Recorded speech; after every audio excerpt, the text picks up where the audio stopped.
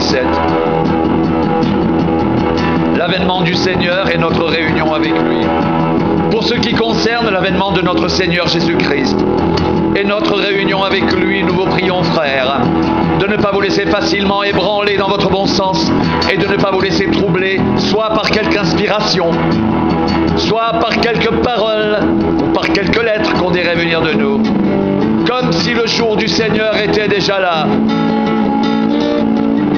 Que personne ne vous séduise d'aucune manière, car il faut que l'apostasie soit arrivée auparavant, et qu'on ait vu paraître l'homme du péché, le fils de la perdition, l'adversaire qui s'élève au-dessus de tout ce qu'on appelle Dieu, ou de ce qu'on adore, jusqu'à s'asseoir dans le temple de Dieu, se proclamant lui-même Dieu. Ne vous souvenez-vous pas que je vous disais ces choses lorsque j'étais encore chez vous? Et maintenant, vous savez ce qui le retient, afin qu'il ne paraisse qu'en son temps.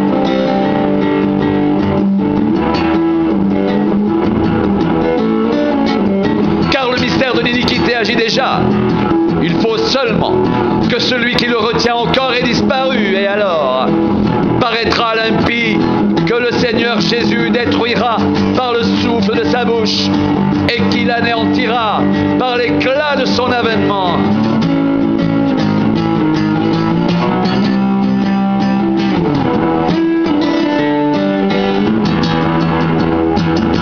L'apparition de cet impie se fera par la puissance de Satan, avec toutes sortes de miracles, de signes et de prodiges mensongers, et avec toutes les séductions de l'iniquité, pour ceux qui périssent, parce qu'ils n'ont pas reçu l'amour de la vérité pour être sauvés.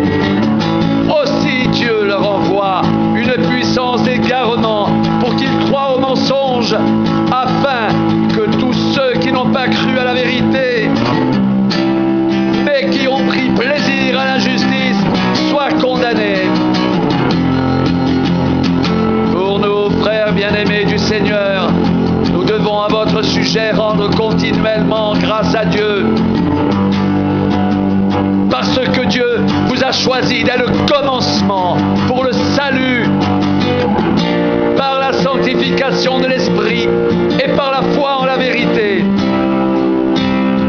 C'est à quoi il vous a appelé par notre évangile, pour que vous possédiez la gloire de notre Seigneur Jésus-Christ. Ainsi donc, frères, demeurez fermes et retenez les instructions que vous avez reçues, soit par notre parole, soit par notre lettre. Que notre Seigneur Jésus-Christ lui-même et Dieu notre Père, qui nous a aimés et nous a donné par sa grâce une consolation éternelle et une bonne espérance, console vos cœurs et vous affermisse en toute bonne œuvre et en toute bonne parole,